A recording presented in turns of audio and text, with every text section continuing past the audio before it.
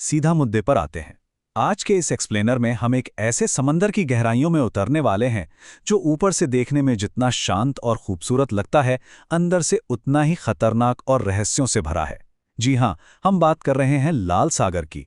सतह के ठीक नीचे एक ऐसी दुनिया है जहां खौफनाक हादसे, अनगिनत राज और हैरान कर देने वाले साइंटिफिक चमत्कार दबे पड़े हैं। तो चलिए बिना वक्त गवाए इस सफर को शुरू करते हैं। आगे बढ़ने से पहले एक नज़र डालते हैं कि आज हम किन अहम पड़ावों से गुजरने वाले हैं।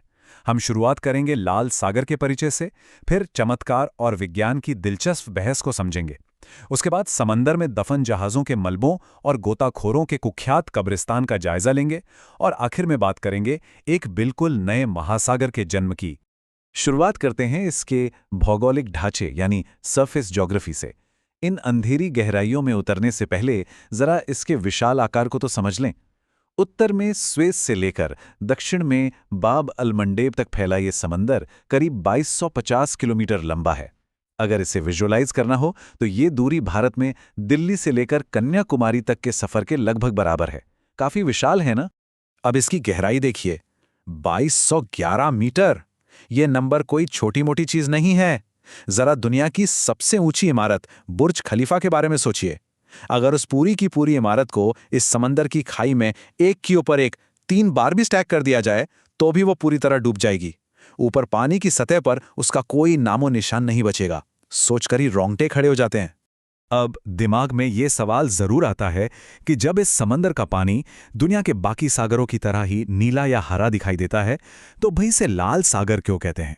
देखिए, कुछ इतिहासकारों का मानना है कि पुराने जमाने में सेमिटिक भाषाएं बोलने वाले नाविक दक्षिण दिशा को लाल रंग से दर्शाते थे।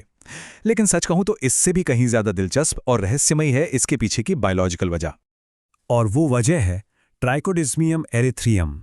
नाम थोड़ा मुश्किल है, लेकिन ये असल में एक माइक्रोस्कोपिक शैवाल है जो पानी की सतह पर बहुत बड़े पैमाने पर पनपता है। दिलचस्प बात यह है कि जब इस शैवाल की उम्र पूरी होती है और ये मरता है तो पानी का रंग अचानक से बदलकर एकदम गहरा, खौफनाक लाल या भूरा हो जाता है। अब जरा सोचिए, हजारों साल पहले उन नाविकों पर क्या गुजरी होगी जब उन्होंने अचानक समंदर का रंग खून जैसा लाल होते देखा होगा। यहीं से तो जन्म हुआ था उन तमाम डरावनी समुद्री कथाओं और इसके खौफनाक नाम का। चलिए अब इतिहास के पन्नों में थोड़ा पीछे चलते हैं, जहां हमारा सामना होता है द ग्रेट एक्सोडस और मूसा द्वारा समंदर के पानी को 2 हिस्सों में बांटने की उस मशहूर कथा से। ये एक ऐसी कहानी है जिसने सदियों से इंसानी जिज्ञासा को जगाए रखा है और लगातार विज्ञान के सामने सवाल खड़े किए हैं। फिर आता है साल 1978, जब इस पुरानी बहस को एक बार फिर से हवा मिल गई। हुआ ये कि कुछ रिसर्चर्स ने लाल सागर की तलहटी में प्राचीन मिस्र के डिजाइन वाले सोने के रथ के पहिए खोजने का दावा किया। कई लोगों ने इसे तुरंत एक ठोस भौतिक प्रमाण मान लिया कि हाँ, ये उसी विशाल सेना के रथ हैं जो फिरौन के आदेश पर पलायन करने वालों का पीछा कर रही थीं। और बस इतिहासकार और वैज्ञानिक फिर से भिड़ गए कि आखिर उस दिन असल में हुआ क्या था। अब देखिए, हमारा काम यहाँ इन दोनों पहलुओं को तटस्थ होकर समझना है। एक तरफ हमारे पास वो धार्मिक ग्रंथ हैं जो इसे सीधे तौर पर एक ईश्वरीय चमत्कार मानते हैं, लेकिन दूसरी तरफ 2010 में national centre for atmospheric research यानी NCAR ने एक कंप्यूटर सिमुलेशन किया। उन्होंने दिखाया कि अगर 100 किलोमीटर प्रति घंटे की रफ्तार से चलने वाली तेज हवा लगातार कई घंटों तक एक ही दिशा में बहती रहे तो वो पानी को पीछे धकेलकर करीब 4 घंटे के लिए समंदर के बीच से एक सूखा रास्ता बना सकती है। यानी चमत्कार और एक प्राकृतिक घटना, दोनों ही इसे देखने के बिल्कुल अलग अलग नजरिए हैं। थोड़ा और गहराई में उतरते हैं, उस परत तक जिसे हम ग्रेवयार्ड लेयर कह सकते हैं। यहां लाल सागर का एक खौफनाक रूप सामने आता है। यह समंदर मानो समुद्री आपदाओं के लिए एक परफेक्ट टाइम कैप्सूल की तरह काम करता है। कई भयानक हादसे आज भी इस गहराई में बिल्कुल उसी तरह जमे हुए हैं, मानो समय एकदम से वहीं ठहर गया हो। इस टाइमलाइन पर गौर कीजिए। ये अपने आप में अचानक हुई तबाही की एक दिल दहला देने वाली तस्वीर पेश करती है।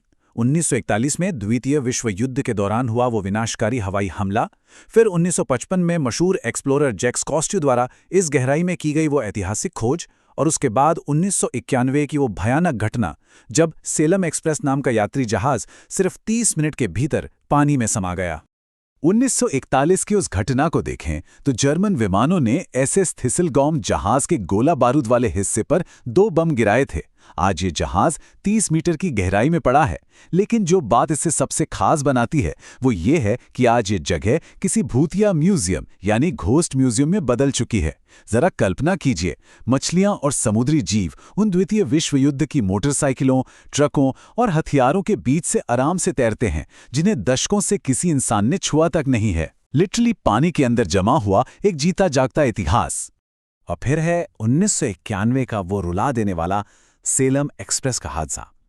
लाल सागर में पानी के नीचे छिपी एक चट्टान से टकराने के बाद ये जहाज इतनी तेजी से डूबा कि 470 से ज्यादा यात्रियों को अपनी जान गंवानी पड़ी। ये वाकया याद दिलाता है कि ये समंदर कितना बेरहम हो सकता है और कितनी जल्दी विनाश ला सकता है। इस हादसे के बाद मिस्र सरकार ने इसे एक आधिकारिक युद्ध कब्र घोषित कर दिया, ताकि उन सैकड़ों लोगों के इस अंतिम विश्राम स्थल की पवित्रता कायम रहे। समंदर के सबसे अंधेरे और खतरनाक हिस्से में आपका स्वागत है। यहां हमारा सामना होता है कुख्यात दहब ब्लू होल से। ये 130 मीटर गहरा एक ऐसा अंडर वाटर सिंक होल है जिसे आज पूरी दुनिया में गोताखोरों का कब्रिस्तान कहा जाता है। और ऐसा क्यों कहा जाता है, ये आंकड़ा ही बताने के लिए काफी है। 200 से भी ज्यादा, जी हां, इतने अनुभवी गोताखोर इस मौत के कुएं के अंदर मौजूद 26 मीटर गहरी एक सुरंग, जिसे द आर्क कहते हैं, उसे पार करने की कोशिश में अपनी जान गंवा चुके हैं। बाहर से ये सुरंग जितनी खूबसूरत और लुभावनी लगती है, अंदर से उतनी ही जानलेवा है। गोताखोर इसी खूबसूरती के लालच में आ जाते हैं, लेकिन ज्यादातर के लिए ये वो चैलेंज बन जाता है जहां से कोई वापसी नहीं होती। अब साइंस इस ब्लू होल के इस जानलेवा शाप को कैसे समझाती है? इसके पीछे एक बेहद खतरनाक फिनोमेनन है जिसे नाइट्रोजन नार्कोसिस कहते हैं।